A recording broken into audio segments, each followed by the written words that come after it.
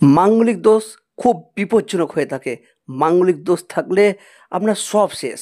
হ্যাঁ, এরকমই ভয় দেখানো চলছে বিভিন্ন জ্যোতিষীদের মাধ্যমে। সত্যিই কি মাঙ্গলিক যোগ বিচ্ছেদ ঘটায়? মাঙ্গলিক যোগ থাকলে কি সত্যিই চাকরি চলে যায়? এর সম্পূর্ণ আমরা জানতে চেয়েছিলাম ডক্টর সুবীর শাস্ত্রীর কাছ থেকে। তিনি কি বললেন শুনুন।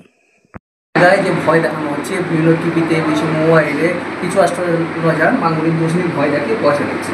অ্যাকচুয়ালি মাঙ্গলিক সত্যিতে বিবাহ ক্ষেত্রে বাধা দেয় না মাঙ্গলিক আরও অন্য অন্য জায়গায় বাধা সৃষ্টি করে? আর মাঙ্গলিক দোষ নিয়ে কি সত্যি ভয় পাওয়ার কিছু আছে?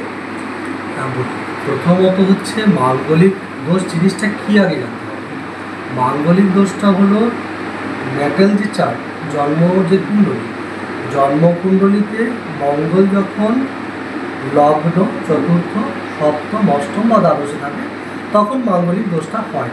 কিন্তু এইটা শুধুমাত্র ন্যাটাল চার্ট দেখলে হবে না, এর সাথে কিন্তু নবাংশ দেখতে হবে, মঙ্গল কি পজিশনে আছে সেটা দেখতে হবে, এবং 100টা যদি আপনি দেখেন, 100টা ছক যদি দেখেন যেখানে মঙ্গল লগ্ন, চতুর্থ, সপ্তম, অষ্টম বা দ্বাদশে আছে, সেই ক্ষেত্রে নর্মালি দেখে মাঙ্গলিক মনে হলেও সেটা কিন্তু 80% ক্ষেত্রে মাঙ্গলিক হবে না।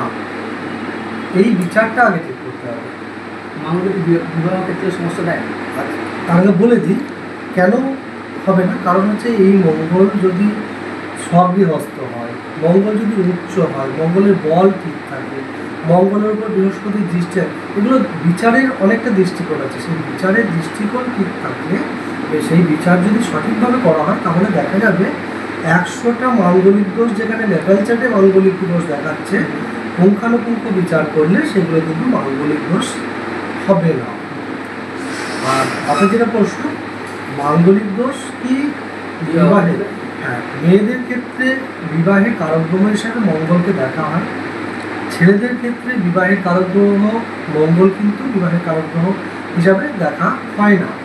এক্ষেত্রে বিবাহ বাধার ক্ষেত্রে মঙ্গলের যে দোষ সেটা কাজ করে, তবে মনে রাখতে হবে মঙ্গলের পজিশন অনুযায়ী সেই বলটাও কিন্তু দেখতে হবে, তবে বুঝতে পারবে।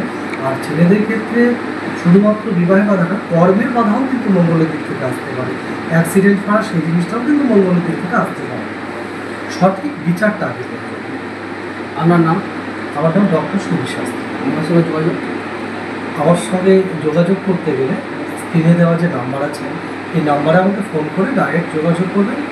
অনলাইনে প্রেডিকশন করাতে পারবেন, অনলাইনে প্রেডিকশন করি। এছাড়া আমার চেম্বার আছে বোলপুরে স্বর্ণলতা জুয়েলার্সে বসি, এছাড়া শোভাবাজার, দক্ষিণেশ্বর, এছাড়া বিভিন্ন জায়গাতে আমার চেম্বার রয়েছে। ধন্যবাদ।